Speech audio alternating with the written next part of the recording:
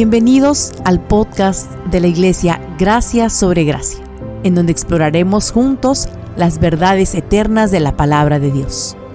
Acompáñanos a profundizar en la gracia gratuita de Dios y los fundamentos de nuestra fe.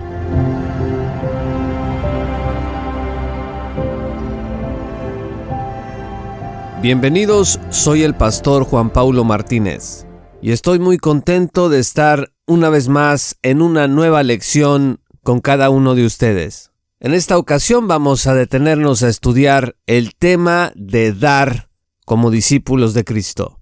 La Biblia enseña que Dios es la fuente de todas las bendiciones que recibimos.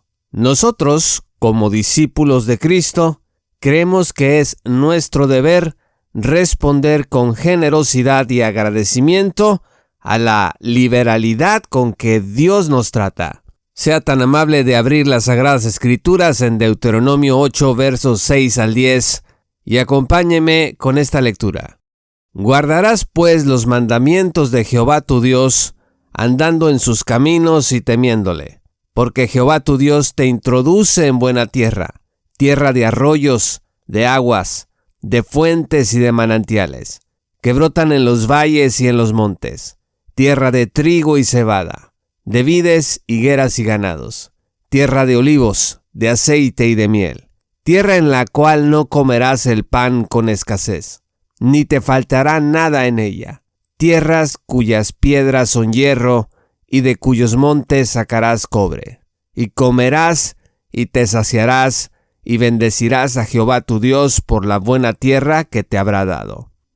Nuestro Dios es un Dios que da con abundancia y que da con generosidad. De la misma manera, nosotros creemos en la Iglesia, que es nuestro deber hacer lo mismo para la gloria del Señor. En Primera de Crónicas 29, versos 11 al 14, David reconoce la grandeza de Dios. Escuche lo que dice en esta oración. Tuya es, oh Jehová, la magnificencia y el poder, la gloria, la victoria y el honor, porque todas las cosas que están en los cielos y en la tierra son tuyas. Tuyo, oh Jehová, es el reino, y tú eres excelso sobre todos. Las riquezas y la gloria están delante de ti, y tú dominas sobre todo. En tu mano está la fuerza y el poder, y en tu mano el hacer grande y el dar poder a todos. Ahora pues, Dios nuestro, nosotros te alabamos y glorificamos tu nombre glorioso, porque ¿quién soy yo y quién es mi pueblo, para que pudiésemos ofrecer voluntariamente cosas semejantes? Porque todo es tuyo, y de lo recibido de tu mano te damos. Claramente, lo que los cristianos damos proviene del Señor. Compartimos de la mucha bendición que Dios nos da día a día.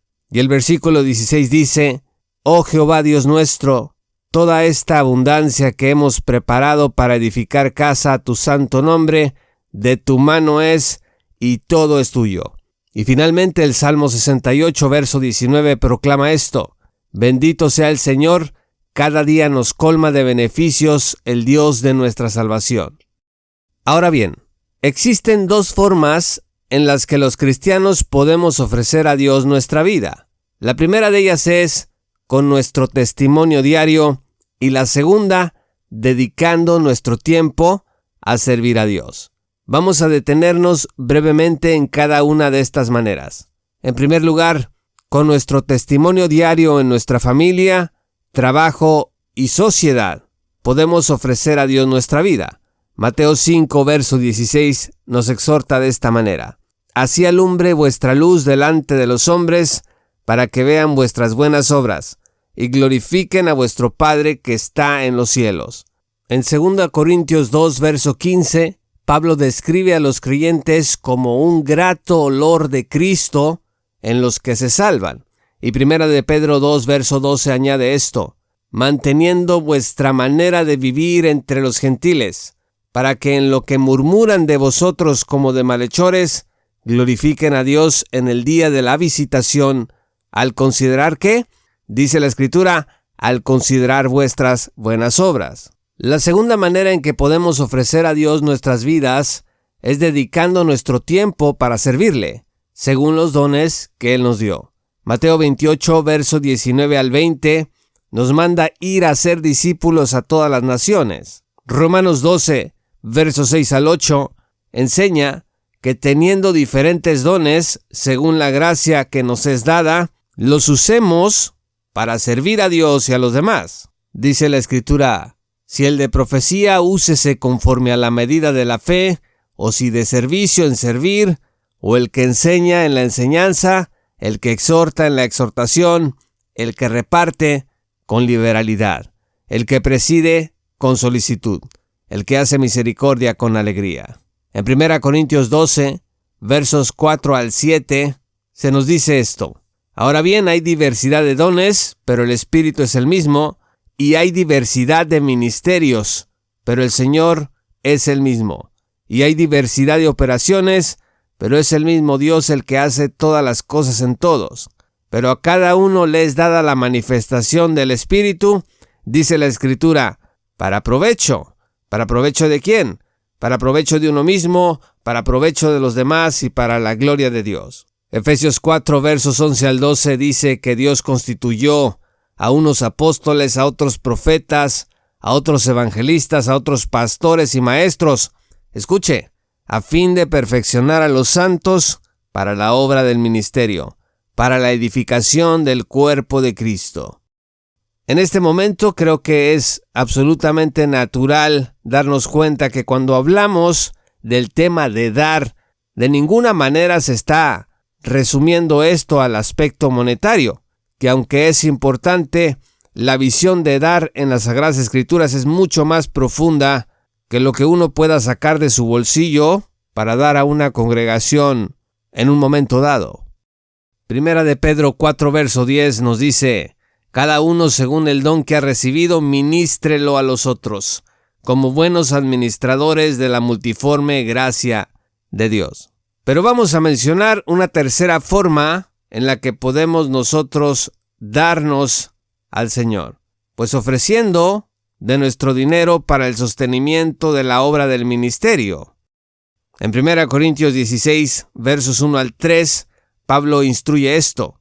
En cuanto a la ofrenda para los santos, haced vosotros también de la manera que ordené en las iglesias de Galacia. Cada primer día de la semana, cada uno de vosotros ponga aparte algo, según haya prosperado, guardándolo, para que cuando yo llegue, no se recojan entonces ofrendas. Y cuando haya llegado, a quienes hayáis designado por carta, a estos enviaré, para que lleven vuestra ofrenda a Jerusalén. De la misma manera, en 2 Corintios 9, verso 7, se nos anima a ser generosos en el tema de nuestras finanzas y dar con liberalidad. Dice la Escritura, cada uno dé como se propuso en su corazón, no con tristeza ni por necesidad, porque Dios ama al dador alegre. Y 1 Timoteo 5, versos 16 al 18 dice, si algún creyente o alguna creyente tiene viudas, que las mantenga, y no sea agravada a la iglesia, para que haya lo suficiente para las que en verdad son viudas. Los ancianos que gobiernan bien sean tenidos por dignos de doble honor, mayormente los que trabajan en predicar y enseñar. Pues la Escritura dice, no pondrás bozal al buey que trilla, y digno es el obrero de su salario.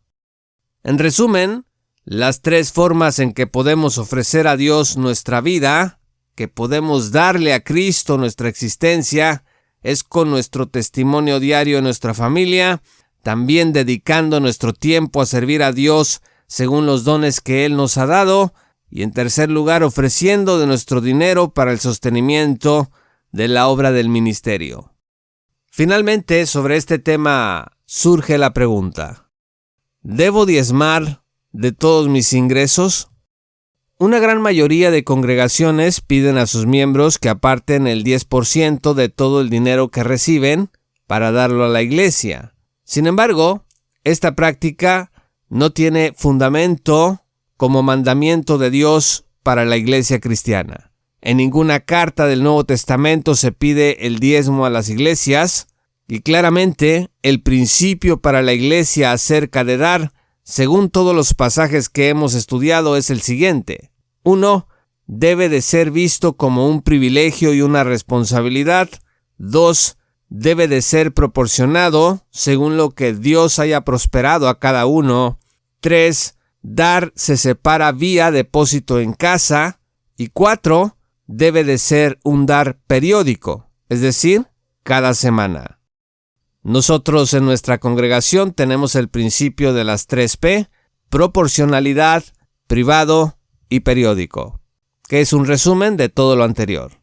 Estimados amigos, la clave de la generosidad cristiana para la obra es la proporcionalidad, y cada cristiano es libre, en conciencia, de estimar según la bendición que ha recibido de Dios, cuánto dará. No existe ninguna ley para la iglesia acerca de dar algún porcentaje específico. La idea de dar una moneda de cada 10 como diezmo evangélico no es algo que pueda compaginarse con la enseñanza del diezmo en las Sagradas Escrituras. ¿Cuál era el diezmo en la Biblia? En primer lugar estaba el diezmo a los levitas, descrito en Levítico 27, verso 30 al 33. Dice la Escritura: y el diezmo de la tierra, así de la simiente de la tierra como del fruto de los árboles, de Jehová es cosa dedicada a Jehová. Y si alguno quisiera rescatar algo del diezmo, añadirá la quinta parte de su valor por ello. Y todo diezmo de vacas o de ovejas, de todo lo que pasa bajo la vara, el diezmo será consagrado a Jehová. No mirará si es bueno o malo, ni lo cambiará, y si lo cambiare, tanto él como el que se dio en cambio serán cosas sagradas. No serán rescatados. También está el diezmo, que era para la comida sagrada en Jerusalén, conocido como segundo diezmo, según Deuteronomio 12, versos 5 al 18. Dice: mas el lugar que Jehová vuestro Dios escogiere de vuestras tribus, para poner allí su nombre para su habitación, ese buscaréis y allá iréis.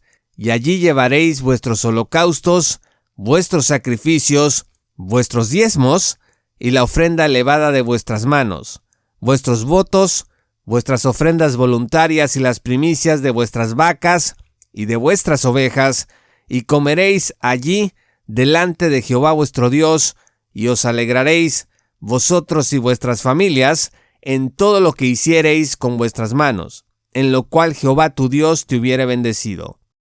Un tercer diezmo lo encontramos en Deuteronomio 14, versos 28 al 29, que era el diezmo trienal para levitas, viudas, extranjeros y huérfanos. Dice la Escritura: al fin de cada 3 años sacarás todo el diezmo de tus productos de aquel año, y lo guardarás en tus ciudades. Y vendrá el levita que no tiene parte ni heredad contigo, y el extranjero, el huérfano y la viuda que hubiere en tus poblaciones, y comerán y se saciarán, para que Jehová tu Dios te bendiga en toda obra de tus manos que hagas.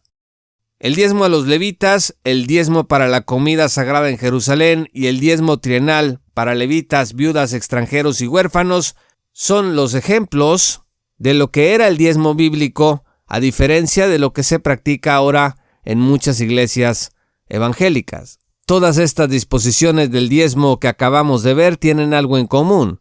Están en la ley de Moisés dirigida a Israel, pero la iglesia, que no es Israel, no está bajo la ley, sino bajo la gracia. Romanos 6, verso 14 declara: porque el pecado no se enseñoreará de vosotros, pues no estáis bajo la ley, sino bajo la gracia. Y Gálatas 5, verso 18 añade: pero si sois guiados por el Espíritu, no estáis bajo la ley. Y Gálatas 3, 24 al 25 explica: de manera que la ley fue nuestro ayo para llevarnos a Cristo, a fin de que fuésemos justificados por la fe. Pero venida la fe, ya no estamos bajo ayo. ¿Qué significa todo esto?